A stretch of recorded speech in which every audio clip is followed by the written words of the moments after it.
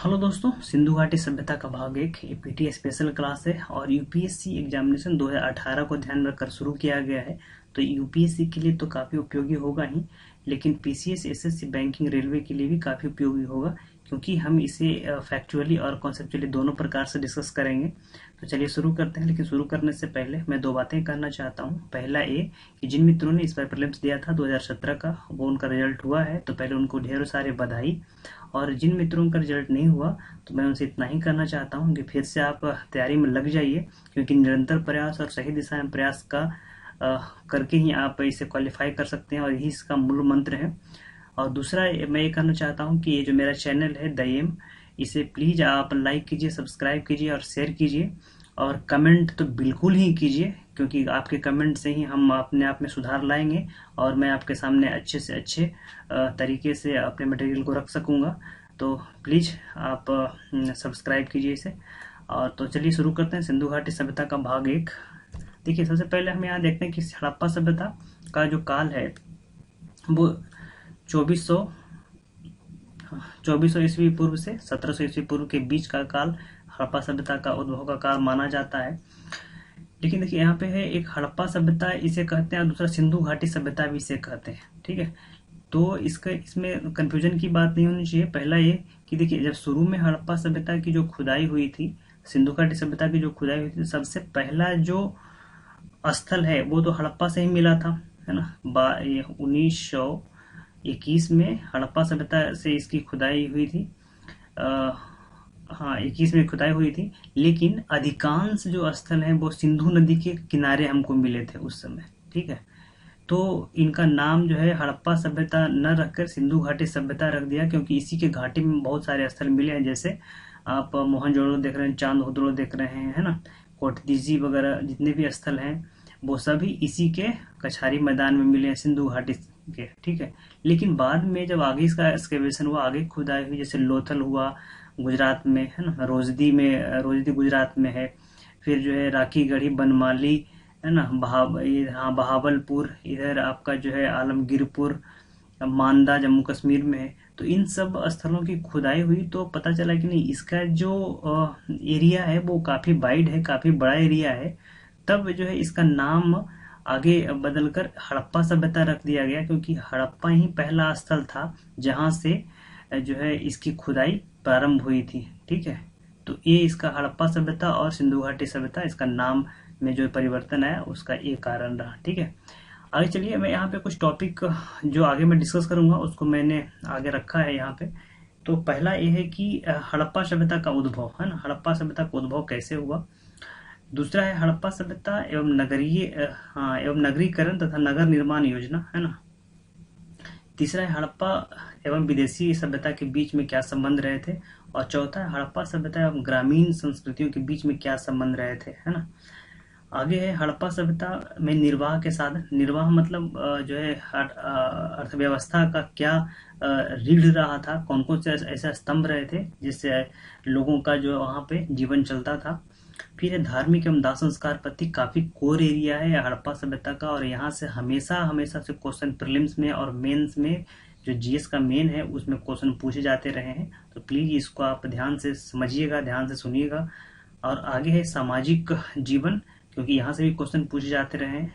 और लास्ट है वो है हड़प्पा सभ्यता का पतन, ठीक है। तो हम एक एक करके जो है सभी को देखेंगे, और संभवतः ये जो मेरा जो हड़प्पा सभ्यता का क्लास होगा ये 2 क्लासें होगी, और 2 क्लास से भी शायद ज़्यादा हो सकता है, क्योंकि क्वेश्चन शायद इसमें हम नहीं डिस्कस कर पाए 2 क्लास में। तीसरा क्लास में हम टोटल क्वेश्चन डिस्कस कर लेंगे, इस पे जितने भी क्वेश्चन आए हैं जो, और जो क्वेश्चन आने की संभावना है जो, ठीक है।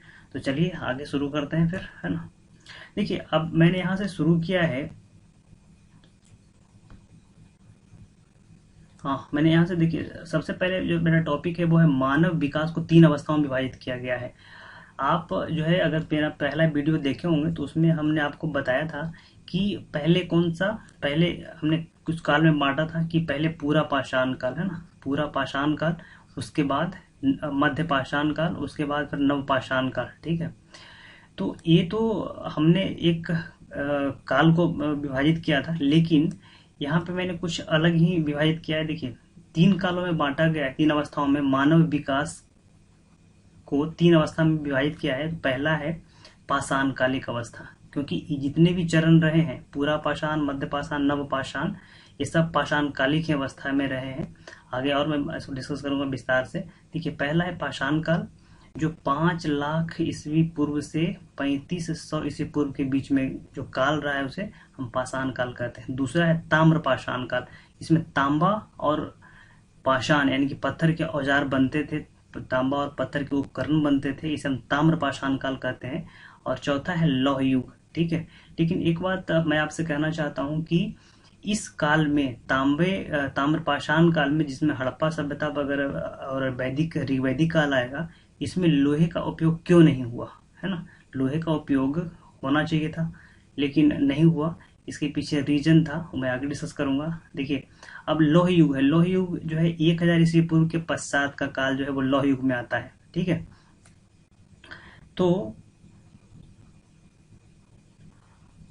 मैं एक बात यहाँ पे डिस्कस करना चाहता हूँ आपसे कि ये तीन काल है ना। ये जो है पाषाण काल जो है वो 5 लाख से 3500 ईस्वी पूर्व का काल है। तो इसमें पहला काल जो आप देखेंगे कि पहला है पूरा पाषाण काल, है ना। पूरा पाषाण काल को 3 भागों में विभाजित किया गया था, निम्न पूरा पाषाण काल, उच्च पूरा पाषाण काल और निम्न पूरा पाषाण काल, मध्य पूरा पाषाण काल और उच्च पूरा पाषाण काल। फिर आया था मध्य पाषाण काल, है ना। फिर आया था नव पाषाण काल। ठीक है, तो नव पाषाण काल, पूरा पाषाण काल और मध्य पाषाण काल का जो काल है वो पाषाण काल में आता है, क्योंकि इस काल में सिर्फ पत्थर के औजार ही बनाए जाते थे और लकड़ी और हड्डी के औजार बनाए जाते थे। ठीक है, इसमें कोई मेटल्स का जो है औजार नहीं बनता था। लेकिन जैसे ही हम आते हैं ताम्र पाषाण काल में, तो इसमें तांबे के औजार और पत्थर के औजार बनाए जाते हैं, इसे हम ताम्र पाषाण काल कहते हैं। तो ताम्र पाषाण काल में कौन कौन से काल आएंगे, तो एक तो खुद ही ताम्र पाषाण काल आ जाएगा, जिसका काल जो टाइम पीरियड है वो है 3500 ईस्वी पूर्व से, है ना, 3500 ईस्वी पूर्व से, और जो है 2400 या फिर 2600 ईस्वी पूर्व तक का काल जो है वो ताम्र पाषाण काल में आएगा। फिर जो है 2400 ईस्वी पूर्व से 1700 ईस्वी पूर्व का जो काल है वो आएगा हड़प्पा काल में। ठीक है, देखिए ये जो ताम्र पाषाण काल है इसे हम परवर्ती हड़प्पा काल भी कहते हैं। ठीक है, सॉरी, पूर्ववर्ती हड़प्पा काल भी कहते हैं, इसे हम पूर्ववर्ती हड़प्पा काल भी कहते हैं। और फिर आएगा हड़प्पा काल, और फिर जो है आएगा परवर्ती हड़प्पा काल। 1700 ईस्वी पूर्व से 1500 ईस्वी पूर्व के बीच में ये परवर्ती हड़प्पा काल आ जाएगा। ठीक है, जब हड़प्पा सभ्यता का पतन हो जाएगा उसके बाद जो है नगरीय चरण ग्रामीण चरण में परिवर्तन हो जाएगा, तब उसे हम परवर्ती हड़प्पा काल कहेंगे। ठीक है, उसके बाद वैदिक काल आएगा।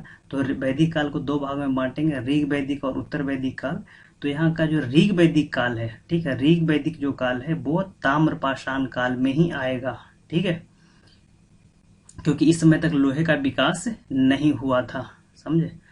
तो आगे चलते हैं। अब लौह युग है। देखिए, लौह युग इसलिए कहा जाता है क्योंकि लोहे का जो है विकास तब होगा जब लोहे को गलाने के लिए या फिर लोहे को मोल्ड करने के लिए, मोड़ने के लिए हमको पर्याप्त मात्रा में तापमान मिल जाएगा, तभी जो है लोहे का विकास होगा, अन्यथा लोहे का विकास नहीं होगा। ठीक है, तो इस काल में लोहे के गलाने के लिए, लोहे को मोल्ड करने के लिए तापमान लोगों ने विकसित कर लिया था, उसके बाद लोहे का विकास होना शुरू हो गया था। ठीक है, अब देखिए हड़प्पा सभ्यता को 3 रूपों में विभाजित किया गया है। ठीक है, हड़प्पा सभ्यता को 3 रूपों में विभाजित किया गया है। तो पहला कौन सा, प्राक हड़प्पा, जो हमने आपको बताया कि जो प्रारंभिक ताम्र पाषाण काल है उसको हम प्राक हड़प्पा कहते हैं, है ना, पूर्ववर्ती हड़प्पा। फिर बीच वाला काल जो हड़प्पा, और फिर बाद का जो काल है हड़प्पा के जो पतन का काल है, पतन के बाद का काल है, वो है परवर्ती हड़प्पा। समझ गए। ठीक है, अब देखिए, अब प्राक हड़प्पा या ताम्र पाषाण काल जो पहले मैंने डिस्कस किया आपको, है ना, वो 3500 ईस्वी पूर्व से 2600 ईस्वी पूर्व के बीच में है। देखिए, अब हड़प्पा काल 2600 से 1900 ईस्वी पूर्व के बीच में है ना। तो कहीं कहीं इसको जो लिखता है 2400 ईस्वी पूर्व से अब 1700 ईस्वी पूर्व के बीच में, एनसीईआरटी का ही है। ठीक है, फिर है परवर्ती हड़प्पा काल, 1700 या फिर 1900 के बाद का काल जो है वो परवर्ती हड़प्पा काल है, वो 1900 या 1700 से 1500 ईस्वी पूर्व का काल। ठीक है, अब देखिए यहाँ से मिलान करने का जो क्वेश्चन पूछता है, ठीक है, कि सिंध में झूकर झांगर संस्कृति, जो हम आगे डिस्कस करेंगे इसको, हड़प्पा में कौन संस्कृति, तो कब्रगाह एच संस्कृति, है ना। हड़प्पा से कब्रगाह एच संस्कृति प्राप्त हमें हुई है। गुजरात क्षेत्र से लाल चमकीले मृदवाहन संस्कृति, पंजाब हरियाणा से पीले मृदवाहन संस्कृति, है ना। गंगा यमुना दोआब से गैरिक मृदवाहन संस्कृति, मध्य प्रदेश से कायथा और मालवा संस्कृति, है ना। महाराष्ट्र से जोरवे संस्कृति। ये इतने सारे संस्कृतियां हमारे जो है हड़प्पा सभ्यता जब का उद्भव हो रहा था, तो इन्हीं सारे संस्कृतियों ने हड़प्पा सभ्यता के उद्भव में योगदान दिया था। तो भिन्न भिन्न संस्कृतियों ने मिल करके एक छोटे छोटे जो नगर थे, इसमें सॉरी छोटे छोटे गांव थे, गांवों ने मिल करके हड़प्पा सभ्यता में नगर को जो है आधार प्रदान किया था। ठीक है, तो आगे हम इसको डिस्कस करेंगे। तो इनको आप एक बार देख लीजिएगा, इसको आप याद रखिएगा, ठीक है। क्योंकि सिंध में झूकर संस्कृति, मैं एक बार फिर से पढ़ देता हूँ। सिंध में झूकर संस्कृति, हड़प्पा बहावलपुर में कब्रगाह संस्कृति, है ना। गुजरात में लाल चमकीले मृदवाहन संस्कृति, पंजाब हरियाणा में पीले मृदवाहन संस्कृति, गंगा यमुना दोआब में गैरिक मृदवाहन संस्कृति, और मध्य प्रदेश में कायथा मालवा संस्कृति, महाराष्ट्र में जोरवे संस्कृति। ठीक है, तो आगे चलते हैं। देखिए अब है कि हड़प्पा सभ्यता हाँ, हड़प्पा सभ्यता एक कांस्ययुगीन सभ्यता थी, सही बात है। हड़प्पा सभ्यता एक कांस्ययुगीन सभ्यता थी, किंतु यह ताम्रपाषाण काल में थी, ये भी सही बात है। क्योंकि देखिए इस काल में कांस्ययुगीन सभ्यता इसलिए कहा जाता है क्योंकि इस काल में लोगों ने तांबे और टीन मिलाकर के कांसे का विकास करना शुरू कर दिया था। लेकिन कांसे का विकास और कांसे का प्रयोग सिर्फ नगरीय क्षेत्रों में होता था, न कि ग्रामीण क्षेत्रों में। ठीक है, इसीलिए इसे हम जो है कांस्ययुगीन सभ्यता कहते हैं। और सबसे पहली बार कांसे का उपयोग हड़प्पा सभ्यता में ही हुआ था। ठीक है, तो इसलिए हम इसे कांस्ययुगीन सभ्यता कहते हैं। लेकिन इसे हम किस काल में रखेंगे, तो ताम्रपाषाण काल में रखेंगे, है ना। क्योंकि इस काल में अधिकांश स्थल तांबे के और पत्थर के औजार बनाते, सॉरी तांबे और पत्थर के थे और उपकरण बनाए जाते थे, और सिर्फ नगरों में कांसे के उपकरण ही बनाए जाते थे। बाकी जो अधिकांश क्षेत्र थे उसमें तांबे और पत्थर के औजार या उपकरण बनाए जाते थे। ठीक है, आगे देखिए। सबसे पहले चार्ल्स मेसोन ने 1826 में ना पंजाब की यात्रा की थी, तो उन्होंने कुछ टीले दिखाई पड़े थे। देखिए जहां तक अब हड़प्पा की खोज है, तो हड़प्पा की खोज हुई कैसे, तो सबसे पहले चार्ल्स मेसोन आए थे यहाँ भारत में भ्रमण के लिए, ब्रिटिश थे। तो इन्होंने सबसे पहले क्या देखा, तो पंजाब में घूमने गए तो इनको एक टीला दिखाई पड़ा हड़प्पा में। तो वहाँ पे आसपास के जो लोगों से इन्होंने पूछा कि ये है क्या, तो उन्होंने बताया कि ये एक श्रापित राजा का राजप्रसाद है, महल है, जो पिछले जो है 1100 ईस्वी पूर्व का काल उन्होंने बताया, 1000 ईस्वी पूर्व में इनका जो है देहांत हो गया था। ये श्रापित टीला है। ठीक है, तो इन्होंने अपनी डायरी में इसको नोट किया है हड़प्पा के बारे में कि ये वहाँ पे एक टीला था, लेकिन वो इन्होंने कुछ किया नहीं इसके बारे में। फिर जो है कनिंघम आए, है ना, 1871 ईस्वी में। ये पुरातत्व विभाग के इन्होंने पिता भी कहा जाता है, और ये प्रथम पुरातत्व विभाग के महानिदेशक थे। ये कनिंघम महोदय भारतीय पुरातत्व विभाग के प्रथम महानिदेशक कनिंघम थे, और इन्हें पुरातत्व विभाग का पिता भी कहा जाता है। तो इन्होंने भी इसे देखा और फिर इसे जो है ना पुरातत्व विभाग के हवाले कर दिया। फिर जो है 1902 ईस्वी में, है ना, जॉन मार्शल आए इसका महानिदेशक बनकर भारतीय पुरातत्व विभाग का।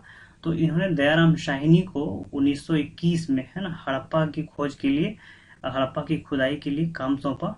और फिर जो है राखल दास बनर्जी 1922 ईस्वी में मोहनजोदड़ो की खुदाई कर दी, खोज की। देखिए मोहनजोदड़ो की खोज अचानक हो गई थी, क्योंकि राखल दास बनर्जी ने मोहनजोदड़ो में गए थे, वहां पे कुषाण कालीन एक स्तंभ खोजने। लेकिन जब स्तंभ उखाड़ने लगे तो उनको लगा कि नीचे कुछ और है, तो फिर उसके बाद उसका एक्सकेवेशन हुआ, तो फिर मोहनजोदड़ो की खुदाई हो गई। ठीक है, फिर आगे चलते हैं। देखिए यहाँ पे कुछ स्थल है जिसको मैं आगे डिस्कस करूंगा, लेकिन मैं आपको लोकेशन बता दूं कि देखिए हड़प्पा सभ्यता का जो सबसे उत्तरी जो इलाका है वो है मांदा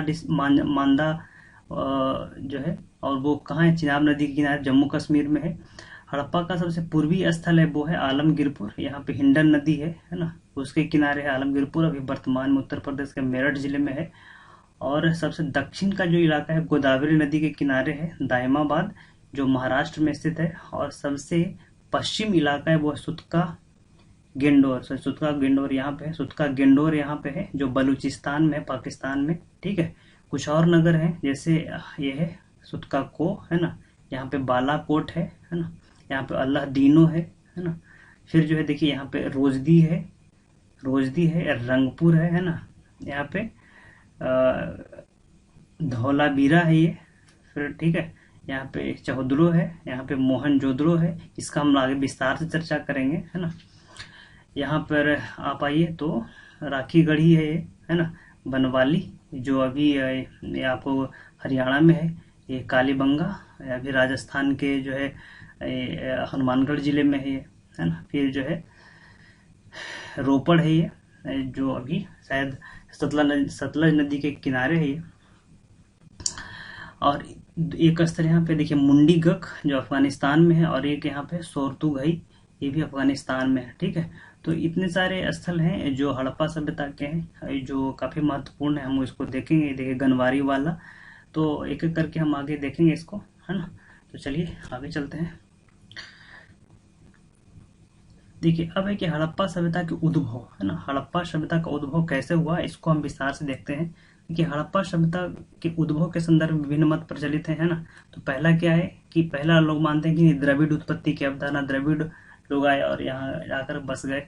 फिर दूसरा मानते हैं कि नहीं, मेसोपोटामिया की उत्पत्ति की अवधारणा या फिर अकस्मात उद्भव की अवधारणा, कि मेसोपोटामिया के लोग आए और यहाँ आके बस गए और यहाँ उन्होंने नगर का निर्माण किया।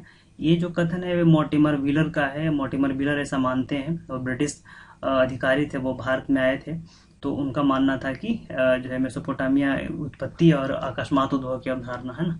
फिर तीसरा है आर्य उत्पत्ति की अवधारणा, ये भी इन्हीं का मानना है, मॉर्टिमर व्हीलर का ही।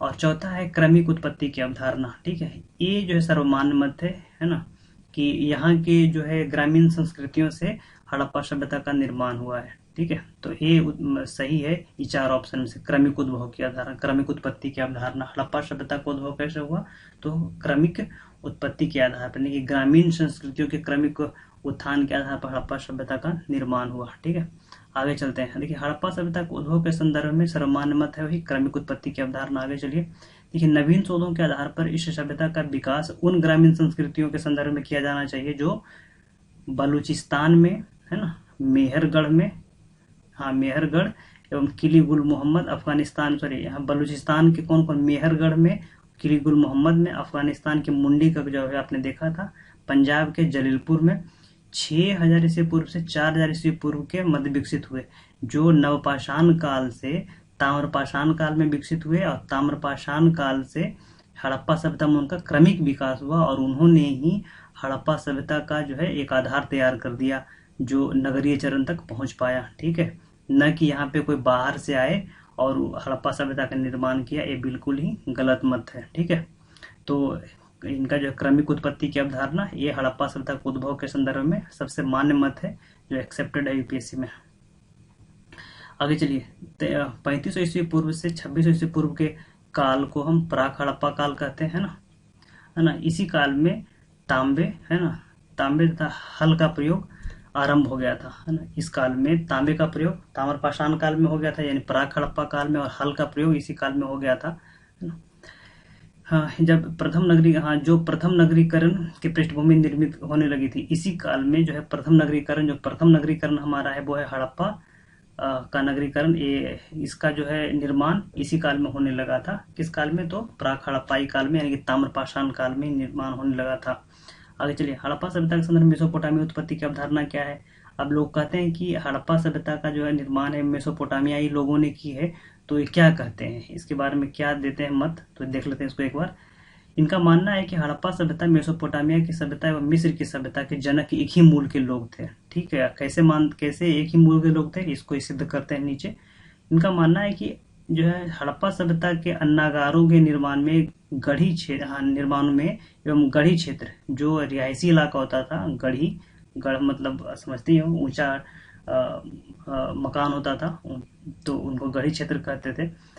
तो हाँ, अन्नागार के निर्माण में और गढ़ी क्षेत्र के निर्माण में जो लकड़ी प्रयुक्त हुई है, लकड़ी की जो सतीर मिली है, वो मेसोपोटामिया से मिलती जुलती है, एक इनका मत है। दूसरा है कि बलूचिस्तान से प्राप्त मिट्टी के ढेर की तुलना इन्होंने मेसोपोटामिया के जिगुरत से की है, मंदिर से की है, ये दो इनका मानना है, एक तो गढ़ी क्षेत्र में प्रयुक्त लकड़ी के सातीर और दूसरा मेसोपोटामिया की जो बलूचिस्तान में जो मिट्टी के ढेर मिले हैं उसकी तुलना मेसोपोटामिया की जिगुरत से की, यानी कि मंदिर से की है। ठीक है, लेकिन ये दोनों मत से सहमत नहीं हुआ जा सकता। अब हम देखते हैं इसके विपक्ष में तर्क क्या दिया गया है। जो देखिए कि हड़प्पा सभ्यता का नगरीकरण ग्रिड पद्धति पर आधारित था, जबकि हाँ हाँ जबकि मेसोपोटामिया की जो नगर थे वो बेतरतीब ढंग से बने हुए थे, है ना। कोई इसमें कोई नगर निर्माण योजना के आधार पर नहीं नगर निर्माण किया गया था। ठीक है, उसी प्रकार हड़प्पा में आयताकार और वर्गाकार मोहर का प्रयोग होता था, लेकिन मेसोपोटामिया में बेलनाकार मोहर का प्रयोग होता था। ये भी अंतर है। तीसरा अंतर क्या है कि हड़प्पा में पकाई गई ईंटों का प्रयोग होता था, जबकि मेसोपोटामिया में कच्ची ईंटों का प्रयोग होता था। ये भी अंतर है। फिर हड़प्पा सभ्यता की लिपि चित्राक्षर है, जबकि मेसोपोटामिया की लिपि कैसी है, कीलनुमा है। तो इतने सारे अंतर हैं जो हड़प्पा सभ्यता को मेसोपोटामियाई सभ्यता से भिन्न बताता है, और ये सिद्ध करता है कि हड़प्पा सभ्यता का जो निर्माण है, हड़प्पा सभ्यता का जो उद्भव है, वो ग्रामीण संस्कृतियों के क्रमिक उद्भव का विकास के परिणाम है। ठीक है, तो आगे चलते हैं। अब हड़प्पा सभ्यता के संदर्भ में क्रमिक उद्भव की अवधारणा जो हमने पीछे देखा है उसी को यहाँ पर थोड़ा सा हमने डिफाइन किया हुआ है कि देखिए, पहले अमलानंद घोष ने सर्वप्रथम राजस्थान के कालीबंगा क्षेत्र में, और हाँ कालीबंगा क्षेत्र के पास सोती संस्कृति, जो हमने आगे देखा था पिछले में, सोती संस्कृति से प्राप्त मृदभांडों, है ना, की समानता के आधार पर हड़प्पा सभ्यता के क्रमिक विकास भारतीय क्षेत्र में दिखाने का प्रयास किया। क्योंकि देखिए अब यह है कि हड़प्पा सभ्यता में जो है ना, राजस्थान के कालीबंगा क्षेत्र में स्थित है ना, जो कालीबंगा क्षेत्र, राजस्थान के जो कालीबंगा क्षेत्र है उसमें सोती संस्कृति से जो मृदभांड प्राप्त हमको हुए हैं वो हड़प्पा सभ्यता से जो मृदभांड मिले दोनों में समानता है। तो इससे पता चलता है कि यहाँ के जो लोग थे वो मृदभांड का प्रयोग पहले भी करते थे और आज भी करते हैं, यानी कि यहीं से लोग आगे जो है नगर निर्माण में पहुंचे होंगे, यहीं के लोग नगर निर्माण में जो है सहायता की होगी, और इन्हीं का विकास जो है ग्रामीण संस्कृतियों का विकास ही आगे नगर के रूप में हो गया होगा। ठीक है, तो ये अमलानंद घोष कहते हैं। उसी प्रकार आर मुगल, है ना, इन्होंने हड़प्पा का विकास कोलिस्तान क्षेत्र में, है ना, उपस्थित ग्रामीण संस्कृतियों में प्रचलित खान पान, रहन सहन, जीवन पद्धति मृदभांडों के आधार पर किया है ना। फिर आगे देखिए कि अगर हम क्षेत्रीय स्तर पर हड़प्पा सभ्यता के विकास की बात करें तो गुजरात में धौलावीरा, हरियाणा में कुणाल, है ना, पंजाब में हड़प्पा आदि स्थल क्रमिक रूप से ग्रामीण चरण से नगरीय चरण में पहुंचे थे। ठीक है, तो ये भी एक प्रमाण है। फिर है कि सभ्यता के विकास में प्रचलित संस्कृतियों में आम्रीनाल संस्कृति, है ना, सोथी सिसवाल संस्कृति, कोटदीजी संस्कृति, कायथा संस्कृति और मालवा संस्कृति उत्तरदायी रहे थे। इन संस्कृतियों के मेल से ही हड़प्पा सभ्यता का निर्माण हुआ था। इन संस्कृतियों ने आधार तैयार किया था हड़प्पा सभ्यता के निर्माण का। तो हम कह सकते हैं कि हड़प्पा सभ्यता का जो उद्भव है वो क्रमिक विकास का परिणाम है ना, ग्रामीण संस्कृतियों के क्रमिक विकास का परिणाम ही हड़प्पा सभ्यता का उद्भव है। ठीक है, तो आगे चलते हैं। वही जो मैप हमने आगे डिस्कस किया था वही है, तो इसको नहीं डिस्कस करेंगे, आगे चलते हैं। अब देखिए हड़प्पा सभ्यता के स्वरूप या प्रकृति, है ना। अब देखिए कि हड़प्पा सभ्यता का क्या स्वरूप था, इसको हम एक बार देख लेते हैं। कहीं कहीं आपको मेंस में जो है आपको काम आएगा, मेंस के जो जीएस का मेंस होता है तो वहाँ एक पूछते हैं। ठीक है, तो इसको भी एक बार हम देख लेते हैं, क्या इनकी जो है प्रकृति रही थी, क्या इनका जो स्वरूप रहा था। तो देखिए स्वरूप ये रहा था कि यह जो है भारतीय उपमहाद्वीप की प्रथम नगरीय सभ्यता थी। सही बात है, हड़प्पा सभ्यता भारतीय उपमहाद्वीप की प्रथम नगरीय सभ्यता थी, और यह कांस्य युगीन सभ्यता थी जो हमने आगे डिस्कस किया था। किंतु याद रखिए कि ये कांस्य युगीन सभ्यता तो थी, लेकिन कांसा का जो प्रयोग है वो सिर्फ नगरों में होता था, न कि ग्रामीण इलाकों में, है ना। कांस्य युगीन सभ्यता थी, लेकिन किस काल में थी, तो ताम्रपाषाण काल में थी ये। ठीक है, आगे चलिए। ये ग्रिड पद्धति पर आधारित बेहतर नगर निर्माण योजना थी इसकी, है ना, ग्रिड पद्धति पर आधारित, क्योंकि यहाँ के जो नगर थे उसके जो बीच के जो सड़क थे वो अपने जो है एक दूसरे सड़क 90 डिग्री के कोण पर काटते थे, है ना, समकोण पर काटते थे। यहाँ का जो है जल का प्रबंधन जो था ये बेहतर प्रबंधन था, है ना। फिर है कि यहाँ प्रमुख नगरों को दो भागों में विभाजित किया गया था। एक पश्चिमी भाग जो दुर्ग कहलाता था, दूसरा पूर्वी भाग जो निचला शहर था। तो दुर्ग में शासक वर्ग रहते थे और निचला शहर में जो है जनसामान्य लोग रहते थे। ठीक है ना। इसका क्षेत्र मुख्य सड़क को समकोण पर काटता था, ये पहले मैंने डिस्कस किया था, है ना। देखिए यहाँ पे दो भागों में विभाजित किया था, एक दुर्ग क्षेत्र और दूसरा निचला शहर, तो ऊपरी दुर्ग क्षेत्र में शासक लोग रहते थे और निचले शहर में जनसामान्य लोग रहते थे। ठीक है, आगे चलिए। मकान एक मंजिले से बहुमंजिले बनाए जाते थे, सही बात है। अच्छा, यहाँ पे दूषित जल निकासी के लिए ड्रेन पाइप का भी उपयोग किया जाता था, है ना। और घर के नली को गली की नली से जोड़ दिया जाता था और गली की नली को सड़क के मुख्य नली से जोड़ दिया जाता था। और सड़क के जो मुख्य नली था उसको साफ करने के लिए बीच में मैनहोल का भी प्रयोग किया जाता था, जो आज भी हमारे सड़क में मैनहोल का प्रयोग किया जाता है। ठीक है, आगे चलिए। हड़प्पा सभ्यता के नगर निर्माण में विविधता पाई गई है, जैसे कि मोहनजोदड़ो, हड़प्पा और कालीबंगा, है ना। तीन नगर देखिए, मोहनजोदड़ो, हड़प्पा, कालीबंगा की नगरीय योजना एक जैसी है। इसका विभाजन दुर्ग और निचले क्षेत्र में, यानी कि दो भागों में इसका विभाजन है, दुर्ग क्षेत्र और निचले क्षेत्र। दुर्ग क्षेत्र में कौन रहते थे, तो शासक वर्ग के लोग, और निचले क्षेत्र में जन सामान्य के लोग रहते थे। ठीक है, आगे चलिए। वहीं लोथल और सुरकोटदा में, है ना, कोई आवासीय विभाजन नहीं है, वहां पे एक ही तरीके का नगरीय योजना है ना।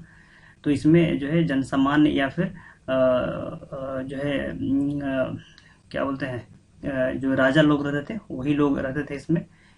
तो सुरकोटदा में एक ही है विभाजन है, यानी कि सिर्फ जनसामान्य ही रहते थे या फिर राजा ही रहते होंगे। ठीक है, वहीं हम धौलावीरा की अगर बात करते हैं तो यहाँ पे नगरीय विभाजन 3 चरणों में है ना, गढ़ी क्षेत्र, मध्य क्षेत्र और निचला क्षेत्र। ठीक है, इसको याद रखिए, इंपॉर्टेंट पॉइंट। धौलावीरा में 3 जो है रूप में विभाजित है, गढ़ी क्षेत्र, मध्य क्षेत्र और निचला क्षेत्र में, है ना। तो गढ़ी क्षेत्र में किंग रहते होंगे, मध्य क्षेत्र में जो है मध्य वर्ग के लोग, और निचले क्षेत्र में जन सामान्य लोग। ठीक है, आगे चलिए। मकानों के निर्माण के लिए मकानों के निर्माण के लिए शहरों में धूप में पकाई गई मिट्टी और ग्रामीण इलाकों में जो है कच्ची मिट्टी के कच्ची ईंटों का प्रयोग किया जाता है। धूप में पकाई गई ईंटों और भट्टी में पकाई गई ईंटों का प्रयोग कहाँ, तो शहरों में जो मकान निर्माण होते थे उसके लिए धूप में पकी ईंट और भट्टी में पकी ईंट का प्रयोग करते थे, जबकि ग्रामीण इलाकों में कच्ची ईंट का प्रयोग किया जाता था, है ना। जब ईंट को जोड़ने वाली सामग्री के रूप में डामर और जिप्सम का प्रयोग किया जाता था, है ना। फिर देखिए, अब है कि स्नान क्षेत्र, शौचालय का प्रयोग लगभग हर मकान में होता था। स्नान क्षेत्र के फर्श सटी हुई ईंटों का बना होता था, 2 ईंटों को सटा करके जोड़ दिया जाता था, ताकि जो स्नान क्षेत्र गीला ना हो पाए। ठीक है, अच्छा आगे चलते हैं। देखिए, अब हड़प्पाई नगरीकरण का आधार वाणिज्य व्यापार ने तैयार किया था, जैसे कि बलूचिस्तान के 2 बंदरगाह, है ना, सुतका गेंडोर और सुतका कोह, है ना, मरुस्थलीय क्षेत्र में है। देखिए, अब हड़प्पाई नगर जो है इसका मुख्य आधार जो है वाणिज्य व्यापार था, क्योंकि बहुत सारे ऐसे नगर हैं जहाँ पर ग्रामीण बस्तियां नहीं है, जहाँ कृषि कार्य नहीं होते थे, फिर भी एक नगर के रूप में उनका विकास हो गया था। तो एक सुतका गेंडोर है, सुतका कोह है, ठीक है, और एक डावरकोट है, उधर सोरतुघई है, उधर आपका मुंडीगक है। बहुत सारे ऐसे जो है नगर हैं जिसके आसपास में कोई कृषि कार्य नहीं होता था, फिर भी वो एक नगर के स्तर तक पहुंच गए थे। तो इसका मुख्य कारण है क्योंकि वाणिज्य व्यापार जो है का विकास काफी अच्छा हो गया था, तो वाणिज्य व्यापार ने नगर का आधार तैयार कर दिया था। ठीक है, तो आगे चलते हैं। हाँ, देखिए, अब उन्नत नगर निर्माण योजना एवं विकसित वाणिज्य व्यापार एक सक्षम शासक की ओर उपस्थिति को दर्शाते। कि अब कहता है कि अब हड़प्पा सभ्यता में इतने उन्नत जो है वाणिज्य व्यापार रहे थे और इतना जो है इतना बढ़िया टाउन प्लानिंग था, तो इसका मतलब है कि कोई सक्षम शासक रहा होगा, तभी तो इतना बढ़िया जो है टाउन प्लानिंग और उन्नत व्यापार वाणिज्य का संचालन कौन करता होगा, कोई नियम कानून तो चलाता ही होगा। तो कोई न कोई शासक तो रहा होगा, लेकिन जो है उस समय की लिपि नहीं पढ़ी जा सकती है, उससे हमें उसके शासक वर्ग की जानकारी नहीं मिलती है। ठीक है, किंतु पर्याप्त साक्ष्यों के अभाव में राज्य और सरकार का स्वरूप स्पष्ट नहीं होता है। देखिए, अब हड़प्पा सभ्यता के धर्म के स्वरूप में व्यापक विविधता देखी गई है। ठीक है, देखने को ऐसा मिलता है कि इस काल में अग्नि पूजा, जल पूजा, वृक्ष पूजा, सर्प पूजा, पशु पूजा, मातृ देवी की पूजा, पशुपति शिव की पूजा का प्रचलन होता था। ठीक है, तो इतने सारे जो है विविधता रहे हैं हमारे हड़प्पा सभ्यता में, तो इनकी प्रकृति है, इनका स्वरूप है। आगे चलते हैं। अब देखिए, हड़प्पा सभ्यता में हम कुछ नगर को हम डिस्कस करेंगे। तो सबसे पहले हम डिस्कस करते हैं हड़प्पा, है ना। हड़प्पा रावी नदी के किनारे है। कहाँ है, तो पाकिस्तान प्रांत के मोंटगोमरी जिले में है ना। इसकी खोज दयाराम शाहिनी ने किया था, कब, तो 1921 में, है ना। यह शहर 2 भागों में विभाजित है, प्रथम दुर्ग क्षेत्र और दूसरा रिहायशी इलाका। इसमें जो है जनसामान्य लोग रहते थे। ठीक है, आगे चलिए, या छह के 2 कतार में धान के कोठार मिले हैं, है ना। यहाँ से 7 के 2 पंक्ति में श्रमिक आवास मिले, कहाँ से, तो हड़प्पा से, ठीक है। हड़प्पा से और क्या मिला है, तो कब्रगाह एच नामक कब्र कहाँ से मिला है, तो हड़प्पा से। और R37 नामक कब्र भी कहाँ से मिला है, तो हड़प्पा से ही मिला है, ठीक है।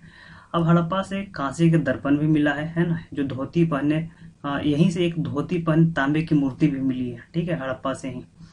फिर देखिए, यहाँ से सिर के बल खड़े एक नग्न स्त्री का चित्र मिला है, ठीक है, जिसके गर्भ से पौधा निकलता हुआ दिखाया जा रहा है, जिसे हम उर्वरता की देवी के रूप में प्रदर्शित करने का प्रयास करते हैं। देखिए, नटराज की मूर्ति कहाँ से मिली है, हमें हड़प्पा से ही मिली है, ठीक है। देखिए, सर्वप्रथम सर्वाधिक अभिलेखित मुद्रा, जब मुद्रा पर कुछ लिखा हुआ था, वो कहाँ से हमको मिला है, वो हड़प्पा से ही मिला है। लेकिन सर्वाधिक मुद्रा का जो है हमें कहाँ से प्रमाण कहाँ से मिलते हैं, हमको मोहनजोदड़ो से। अभिलेखित मुद्रा हड़प्पा से, लेकिन सर्वाधिक मुद्रा कहाँ से मिला है, मोहनजोदड़ो से, याद रखिएगा ना। अब देखिए, मोहनजोदड़ो को हम देखते हैं, तो मोहनजोदड़ो कहाँ से, मोहनजोदड़ो है कहाँ, तो पाकिस्तान के सिंध प्रांत में है, लरकाने जिले में, है ना। इसे मृतकों का टीला कहा जाता है। इसकी खोज राखल दास बनर्जी ने 1922 में किया था, ठीक है। शहर का विभाजन 2 भागों में है, गढ़ी क्षेत्र और निचला क्षेत्र, है ना। आगे चलिए, मोहनजोदड़ो से यहाँ पे एक होना चाहिए, एक विशाल स्नानागार और एक अन्नागार मिला है ना। यहाँ 16 कमरे वाला बैरक भी मिला है, जिसे श्रमिक आवास के रूप में जाना जाता है ना। दाढ़ी वाली मूर्ति, है ना, के साक्ष्य कहाँ से मिला है, तो यहीं से मिला है, मोहनजोदड़ो से, है ना। यहाँ के लोग पक्की ईंटों के मकान में रहते थे, है ना। रसोई घर, कुआं, स्नान घर, जल निकासी का उत्तम व्यवस्था था, ठीक है। देखिए, यहाँ से सीप निर्मित बाट भी मिला है हमें, अधिक मात्रा में एक श्रृंगी पशु की आकृति वाले मुहर भी कहाँ से मिले हैं, मोहनजोदड़ो से, है ना। घर में प्रवेश का द्वार, घर में प्रवेश का द्वार मुख्य सड़क पर, यहाँ पे होगा, मुख्य सड़क पर नहीं खुलता था, बल्कि गलियों में खुलता था, ठीक है। देखिए, ये नर्तकी की जो मूर्ति है वो मोहनजोदड़ो से मिली है, ठीक है। तो आगे चलते हैं। अब देखिए, यहाँ पे कालीबंगा है, तो कालीबंगा का शाब्दिक अर्थ काले रंग की चूड़ियां होता है ना। इस स्थल की खोज 1953 इसमें अमलानंद घोष ने किया था। यहाँ से प्राक हड़प्पाई से हड़प्पाई चरण के विकास के साक्ष्य हमको मिलते हैं, कहाँ से, तो कालीबंगा से। इंपॉर्टेंट पॉइंट है ये। अच्छा, कालीबंगा के भवनों से कच्ची ईंटों के साक्ष्य मिलते हैं। उसी प्रकार फर्श को पक्की करने का साक्ष्य कहाँ से मिलता है हमको, कालीबंगा से, है ना। यहाँ के दुर्ग 2 खंडों में विभाजित थे। आगे चलिए, देखिए, शिशु के कपाल खंड, यहाँ से एक शिशु का कपाल खंड मिला है, जिस पर 6 छेद निर्मित है ना। इससे पता चलता है कि इस काल में शल्य चिकित्सा यानी कि ऑपरेशन की व्यवस्था संभव थी इस काल में, ठीक है। यहाँ से एक मुहर मिला जिस पर बाघ का चित्र अंकित है, कहाँ से, देखिए, शल्य चिकित्सा के प्रमाण हमको कहाँ से मिलते हैं, कालीबंगा से, ठीक है। लोथल, देखिए, लोथल गुजरात के अहमदाबाद जिले में भोगवा नदी के किनारे है ये, है ना। इसकी खोज रंगनाथ राव ने 1957 ईस्वी में किया था, है ना। यहाँ से एकमात्र ऐसा स्थल जहाँ से गोदी मड़ा मिला, डॉकयार्ड, है ना। यहाँ पर डॉकयार्ड में शिप को लोड किया जाता था, शिप को अनलोड किया जाता था। तो गोदीबाड़ा का एकमात्र साक्ष्य हमको कहाँ से मिलता है, तो लोथल से, ठीक है। यहाँ से वृत्ताकार एवं चौकोर अग्नि वेदिका भी मिली है, ठीक है। अब देखिए, अनाज पीसने की चक्की कहाँ से मिला है, लोथल से, है ना। सूती वस्त्र के रंगाई के कुंड कहाँ से मिले हैं, तो लोथल से। ये इंपॉर्टेंट पॉइंट है, इसलिए मैंने इसको लिखा हुआ है। अच्छा, यहाँ के मकान के दरवाजे मुख्य सड़क पर खुलते थे। लोथल के मकान के दरवाजे मुख्य सड़क पर खुलते थे, और मोहनजोदड़ो कहाँ खुलते थे, तो गली में, मुख्य सड़क पर उनके नहीं खुलते थे ना। एक मृदभांड पर पंचतंत्र के चालक लोमड़ी का भी अंकन मिलता है, कहाँ से, तो लोथल से, है ना। अब देखिए, कालीबंगा हरियाणा के हिसार जिले में स्थित है। इसकी खोज 1973 ईस्वी में RS बिष्ट ने किया था। ये प्राक हड़प्पा से हड़प्पा काल में विकास के साक्ष्य यहाँ से हमें मिलते हैं, बनमाली से, है ना। हाँ, बनमाली से मिलते हैं। यहाँ से तांबे की कुल्हाड़ी मिली, याद रखिएगा। तो तांबे की कुल्हाड़ी कहाँ से मिली है, तो बनावली से मिली है, ठीक है। आगे चलिए, यहाँ से बनावली की नगर योजना, है ना, शतरंज की बिसात की तरह थी, जाल की तरह थी, है ना। यहाँ के नगरों में कोई विभाजन नहीं दिखता है। आगे चलिए, धौलावीरा गुजरात के भचाऊ जिले में है ना। इसकी खोज 1967-68 में जगपति जोशी ने किया था। तो धौलावीरा का शाब्दिक अर्थ क्या होता है, तो सफेद रंग का कुआं। धौलावीरा का शाब्दिक अर्थ सफेद रंग का कुआं होता है। धौलावीरा एकमात्र स्थल है जिसका विभाजन 3 क्षेत्रों में, 3 स्तरों में, है ना। दुर्ग क्षेत्र, मध्य क्षेत्र और निचला क्षेत्र, ठीक है। यहाँ का जल प्रबंधन विशिष्ट है ना। जल को रोकने के लिए 16 से ज्यादा जलाशय बनाए गए थे, ठीक है, ताकि जल का जो लेयर है, पानी का जो लेयर है वो बना रहे, और जो है पीने की जो जल है उसको उपयोग उसका होता रहे, ठीक है। अब देखिए सोरथुग है, वर्तमान में अफगानिस्तान में आम्स नदी के किनारे है ना। यह मुख्य व्यापारिक स्थल था, है ना। लार्जवद मनी जो है यहीं से मिलता था, सोरथुग है से। आगे चलिए। अब है यहाँ पे कि रोपड़, ये देखिए रोपड़, यह पंजाब के सतलज नदी के किनारे रोपड़ स्थित है ना। इसकी खुदाई 1953-54 में यज्ञदत्त शर्मा ने किया था, है ना। यहाँ मानव के साथ कुत्ते को दफनाए जाने का साक्ष्य कहाँ से मिलता है, तो रोपड़ से, ठीक है। अच्छा, भारत के स्वतंत्रता के पश्चात सबसे पहला स्थान जिसकी खुदाई हुई थी वो है रोपड़, ठीक है, वो पंजाब में है रोपड़, है ना। अब सुटका, हाँ, सुरकोटदा कहाँ है, तो गुजरात में है। रंगपुर कहाँ है, तो गुजरात में मादर नदी के किनारे रंगपुर है ना। आलमगीरपुर उत्तर प्रदेश के मेरठ जिले में हिंडन नदी के किनारे। कोटदीजी पाकिस्तान में सिंधु नदी के किनारे स्थित है। देखिए अब हड़प्पा सभ्यता में कुछ बंदरगाह हैं ये, ठीक है। तो एक है सुतका गेंडोर, सुतका को, बालाकोट, रोजदी, रंगपुर और लोथल, ये 6 बंदरगाह हैं। तो लोथल जिसमें क्या है, ज्वारीय बंदरगाह था, है ना। अधिक संख्या में बंदरगाहों का पाया जाना यह सुनिश्चित करता है कि व्यापार संतुलन किसके पक्ष में होना चाहिए, हड़प्पा सभ्यता के पक्ष में, ठीक है। अब देखिए कि हड़प्पाई लिपि अभी भी पढ़ी नहीं गई है ना। इसे हम चित्राक्षर लिपि कहते हैं, और चित्राक्षर लिपि को क्या कहा जाता है, ब्रोस्टोफेंडम लिपि, ठीक है। यह लिपि बाएं से दाएं और फिर पुनः दाएं से बाएं लिखी जाती थी, है ना। आगे चलिए। अब है कि नगर एवं भवन निर्माण, किस प्रकार के नगर निर्माण थे और भवन निर्माण किस प्रकार थे हड़प्पा सभ्यता में, इसको देखते हैं। तो सबसे पहले देखते हैं यहाँ पे, देखिए इस सभ्यता की मुख्य विशेषता नगर निर्माण योजना ही, सही बात है ना। इसको सामाजिक विभाजन को भी दर्शाता है कि जैसा गढ़ी क्षेत्र में तो उसमें किंग लोग रहते थे, राजा लोग रहते थे गढ़ी क्षेत्र में, और जो निचला क्षेत्र था उसमें जनसामान्य लोग रहते थे। तो ये सामाजिक विभाजन को भी दर्शाता है नगर निर्माण योजना। दूसरा क्या, हड़प्पा सभ्यता के नगर निर्माण में विविधता पाई गई है, ठीक है। जैसे मोहनजोदड़ो, हड़प्पा, कालीबंगा में नगर ये 2 चरण में विभाजित थे, है ना। और लोथल, सुरकोटदा में कोई विभाजन नहीं था आवास में, है ना। वहीं हम धौलावीरा में देखते हैं कि नगर 3 चरण में विभाजित था, गढ़ी क्षेत्र, मध्य क्षेत्र और निचला क्षेत्र, ठीक है। इसको आप याद रखिएगा, इंपॉर्टेंट पॉइंट है। दूसरा क्या है कि मोहनजोदड़ो की मुख्य सड़क लगभग 10 मीटर चौड़ी थी, है ना। यहाँ से पहली बार सड़क को पक्कीकरण करने का साक्ष्य मिलता है, कहाँ से, तो मोहनजोदड़ो से, याद रखिएगा। पक्कीकरण, सड़क को पक्कीकरण करने का साक्ष्य कहाँ से मिलता है भाई, तो मोहनजोदड़ो से, है ना। आगे चलिए। अब घरों की नलियां जो है कहाँ जुड़ती थी, घरों की नलियां जो है गली की नली जुड़ जाती थी, और गली की जो नली है वो सड़क की नली से जुड़ जाता था, और सड़क की नली को साफ करने के लिए मेन होल का प्रयोग किया जाता था, ठीक है। अच्छा आगे चलते हैं। देखिए अब इस सभ्यता के बड़े बड़े भवन मिले हैं ना, जिसमें महास्नानागार, पुरोहितावास और अन्नागार यहाँ से मिले हैं हमको, ठीक है। आगे चलिए। हड़प्पाई नगर के प्रत्येक मकान में अनेक कमरे होते थे, है ना, कुएं होते थे, स्नान घर होता था, आंगन होता था, और यहाँ के फर्श पर कच्चे, हाँ, यहाँ के फर्श कच्चे होते थे। केवल याद रखिए, केवल कालीबंगा के फर्श को पक्कीकरण करने का हमको साक्ष्य मिलता है, ठीक है। आगे चलते हैं।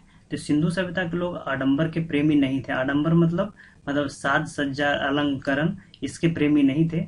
उन्होंने सुंदरता पर कोई बल नहीं दिया, अधिक, हाँ, सुंदरता पर बल नहीं दिया। उनका जो जो बल था किस पर था, उपयोगिता पर था, यानी कि जन सामान्य को जन कल्याणकारी योजनाओं, सॉरी, जन सामान्य को उनके सुख सुविधा पर बल था। उन्होंने उनको जो है क्या बोलते हैं कि जन कल्याण पर विशेष बल दिया था, है ना, उपयोगिता पर विशेष बल दिया था, लोगों की सुख सुविधा पर विशेष बल दिया था। तो उन्हें सुंदरता का प्रेमी नहीं थे, आडंबर के प्रेमी नहीं थे, वो जन कल्याणकारी थे और वो उपयोगितावादी थे, ठीक है। आगे चलिए। अब बताएं, मोहनजोदड़ो एवं हड़प्पा के भवन में चतुर्भुजाकार एवं वर्गाकार स्तंभ का प्रयोग हुआ है ना, किंतु गोलाकार स्तंभ का प्रयोग बिल्कुल ही नहीं हुआ है, ठीक है। ईंटों का जो अनुपात है वो 4:2 और 2:1 में होता था, है ना। ईंटें धूप में एवं आग में पकाई जाती थी, है ना। कच्चे माल के रूप में डामर एवं जिप्सम का उपयोग किया जाता था, यानी कि ईंट को जोड़ने के लिए आज हम लोग सीमेंट का उपयोग करते हैं, उस समय डामर और जिप्सम का उपयोग करते थे लोग, ठीक है। आगे चलिए। धौलावीरा, सुरकोटदा में भवन निर्माण में पत्थर का प्रयोग किया गया है ना। धौलावीरा और सुरकोटदा में भवन निर्माण में पत्थर का प्रयोग किया गया है। आगे चलिए।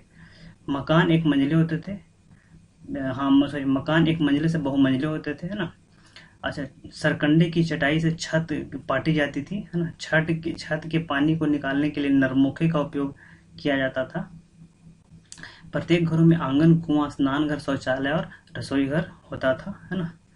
प्रत्येक मकान में दरवाजे बनाए जाते थे, किंतु खिड़कियां नहीं होती थी। याद रखिएगा, प्रत्येक मकान में दरवाजे तो बनाए जाते थे लेकिन खिड़कियां नहीं होती थी।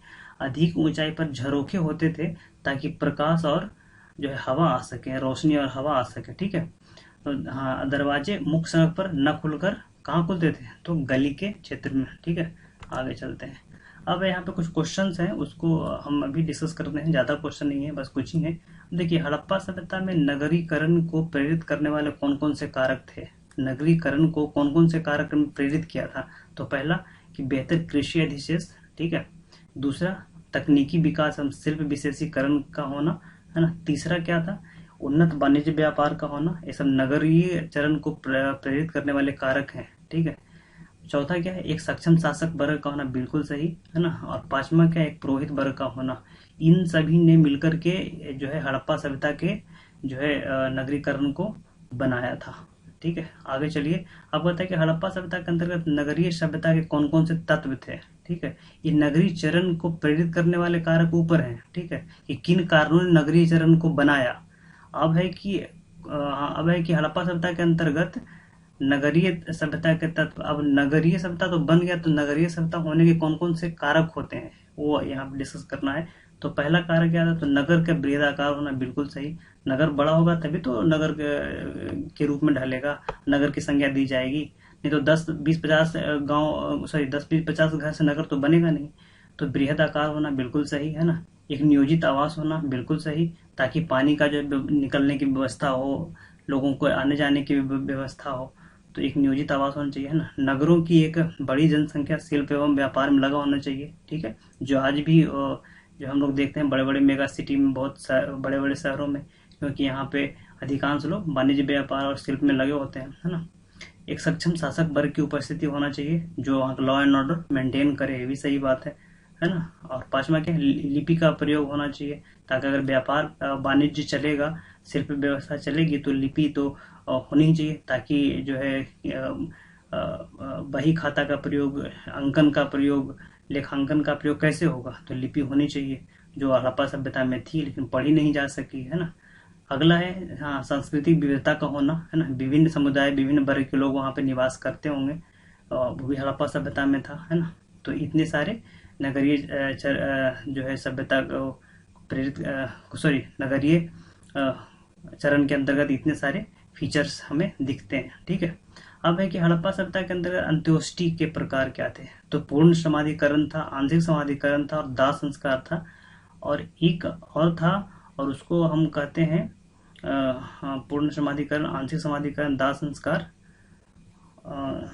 दाह संस्कार, पूर्ण समाधिकरण, आंशिक समाधिकरण। हाँ, नहीं, इतना तीन ही था, हाँ। आगे चलते हैं। सबसे अधिक जो है पूर्ण समाधिकरण का प्रचलन था, है ना। लोथल से युग्म, हाँ, लोथल से युग्म समाधिकरण, दो सबको एक साथ दफनाने के साक्ष्य हमको मिलते हैं, कहाँ से, तो लोथल से, है ना। जिसे विद्वान ने सती प्रथा के प्रचलन के रूप में देखा है, ठीक है। यानी कि सती प्रथा इस समय प्रचलित था। अब देखिए, रोपड़ से एक कब्र मिला है जिसमें माली के साथ कुत्ते को दफनाया गया है। रोपड़ से मिला एक कब्र जिसमें माली के साथ कुत्ते को दफनाया गया है। तो चलिए, इस आज की क्लास में इतना ही। तो आपका, अगर आपको अच्छा लगा तो आप प्लीज़ कमेंट कीजिए, अगर अच्छा नहीं भी लगा तो भी आप कमेंट कीजिए, ताकि हम अपने गलतियों को सुधार सकें। और प्लीज़ मेरे चैनल को सब्सक्राइब कीजिए, लाइक कीजिए और शेयर कीजिए, ठीक है। Okay, thank you.